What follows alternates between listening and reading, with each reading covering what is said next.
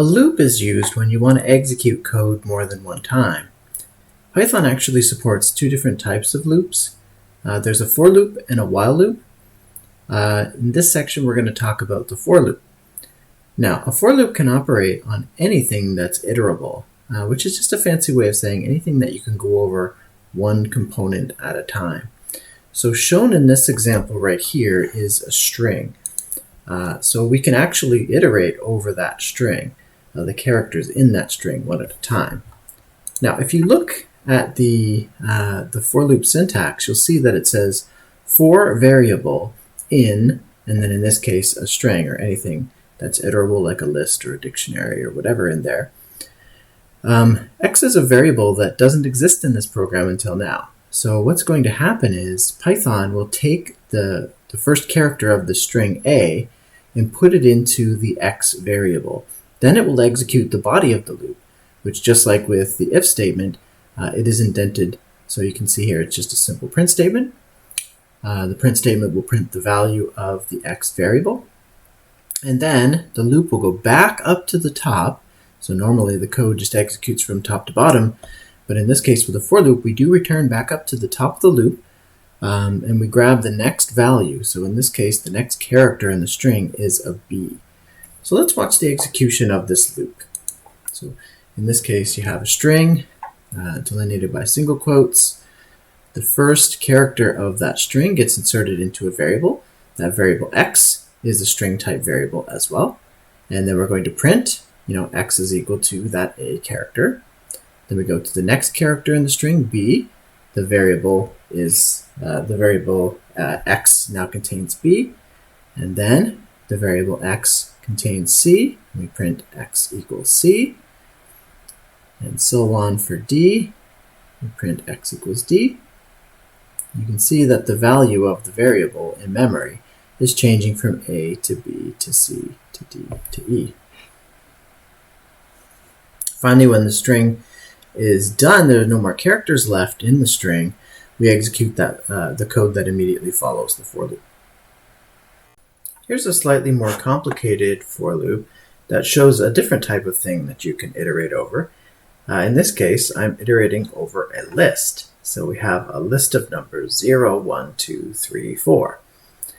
And what's going to happen in this case is quite similar to what happens with the string. Instead of the characters of the string being placed into the variable, which in this case is called index, it's the elements of the list. So 0 is going to be put into index on the first iteration, then 1 will be put into index on the second iteration, and so on. All right, so let's watch what happens here. So the first thing we do is we declare a variable called sum of nums. And this is because we're going to add up all of these numbers together as the primary function of this loop. So that's going to create a new variable called sum of nums, which is an int type, initialized to 0. The for loop is going to create a variable called index, which is going to be initialized to the first value in the list, 0. Then we're going to print hello there, 0. Then we're going to add that 0 to the sum of nums, which is still going to be 0. Then index is equal to 1. We say hello there, 1. And then we add 1 to the sum of nums, making the sum of nums now equal to 1. Then we put 2 in the index variable. We say hello there, 2. And then we add that 2 to the sum of nums, making sum of nums equal to 3. Then we take the 3 and put that into the index variable. We print out hello there, 3. And then we add that 3 to the sum of nums, making the total up to 6. Then we put 4 into index. We say hello there, 4. And then we add that 4 to sum of nums, making the total 10. Now that the list has been exhausted, there are no more elements in the list. We now execute the code that follows the for loop. You can see in this case, I have 2 lines of code that are actually a part of the body of the loop. So the indentation that's shown here indicates what's part of the loop and what is not. One more quick comment before we move on. In a for loop, instead of looping over a list of integers, 0, 1, 2, 3, 4, we could actually use the range function to generate an iterable structure that contains those same values. So in the demo, I'm going to talk about how you can use this range function in more detail, but this makes this code a little bit simpler, especially if you have a really long list of numbers to iterate over. This is a way of generating that really efficiently. The second type of loop supported by Python is called a while loop. Whereas with a for loop, you iterate over an existing data structure that has a finite number of elements in it. With a while loop, you can actually iterate a different number of times, depending on what the condition is. They're especially useful if you don't know how many times you want to repeat the code. So in this example here, we're going to simulate a battle. And so we're going to be generating some random numbers. Of course, I've pre-chosen the random numbers here to demonstrate, but we can see how this while loop here could execute different numbers of times depending on what those random numbers ended up being. So let's walk through this program. So in this case, just want to point out that I'm using a library called the random library. And I'm using this from random import randrange because there's a function called randrange which imports a range of numbers, a range of integers. And I'm using it down here to generate a range, an integer within the range 20 to 35. Okay, and this might be something you would typically use in a battle for determining damage if the damage wasn't a constant. Okay, so this program first generates a variable called RHP, and that's presumably the health points of our Pokemon, and another variable called opponent HP, which is the health points of the opponent Pokemon that we're battling. So those two variables are going to be added to the variable table and initialized to 60. And you notice that the while loop here has a condition that gets checked before we even execute the body of the loop the first time. So just like with the if statement, we have an indented block of code, and with the for loop as well here, and the indented block is what's going to be part of the body of the loop. So if this condition is true, we execute the body of the loop. And it's possible that inside the body of the loop, we're changing something so that the condition may be different. So we continually check that condition every iteration of the loop. So we're going to check see if this condition is true right now. So you can see that the condition is our HP is greater than 0 and opponent HP is greater than 0. And we can see from the variable table here that both of those two conditions are true. So let's walk through this program a little bit slower here. So those both evaluate to true and true. And remember, when you have an and keyword, true and true evaluates to true. Because this condition is true, we're going to execute the body of this loop. So the first thing that we do is we generate a random number.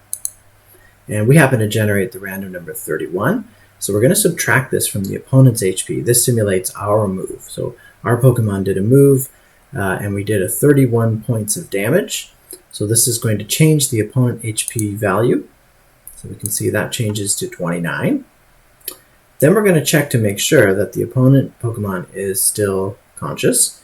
And so we check to see if the opponent HP is greater than 0. It is. So that evaluates to true. So we're going to execute the body of the if statement, just like we did back in the previous video. And now we're going to adjust our own Pokemon's HP based on some random number. So first we're going to generate some random number between 20 and 35. We generate 26, and we're going to subtract 26 from the value of our HP, giving us 34. Okay, so now we go back up to the beginning of the while loop again, and we check to make sure that the condition is still true. So we can see that our HP is equal to 34, therefore it's greater than 0, and opponent HP is equal to 29, and therefore it is also greater than 0. So both of these two conditions here are still true. So we end up having a condition of true and true, which of course evaluates to true still. So we're going to generate another random number. In this case, we're going to generate the random number 30. So we're going to subtract 30 from the opponent's HP. So that's going to be 29 minus 30, giving us -1. Now, because the opponent's HP is not greater than 0, this if statement condition here fails. So we don't execute the body of this if statement, and therefore we never adjust our HP. So we go back up to the beginning of the loop.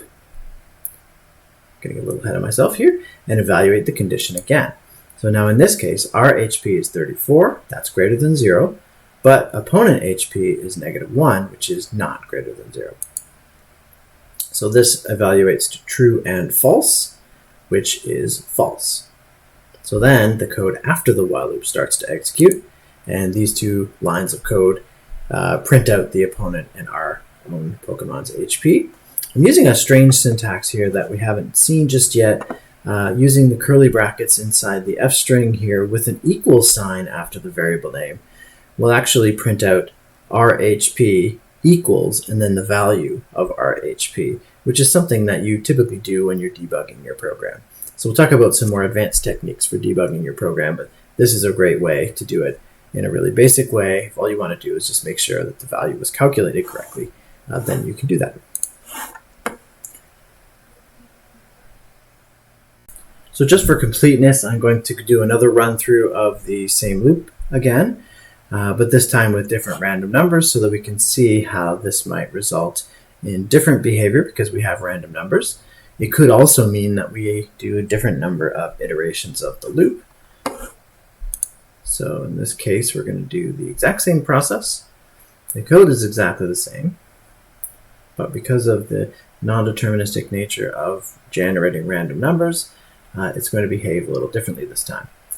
So we initialize our HP to 60. We also initialize opponent HP to 60. Then we check these two conditions. They both evaluate to true. So we execute the body of the loop. We generate a random number, in this case 22. That ends up giving opponent HP 38. Opponent HP is still greater than 0, so we do execute the body of this if statement here. So we generate 31 points of damage on our Pokemon, giving us an HP value of 29. Both of these two values are still greater than 0. So we're going to execute the body of the loop again. So we generate another random number for opponent HP's damage. That generates 21 for a total of 17 now. The opponent HP is still greater than 0. So we also generate a random number for our HP.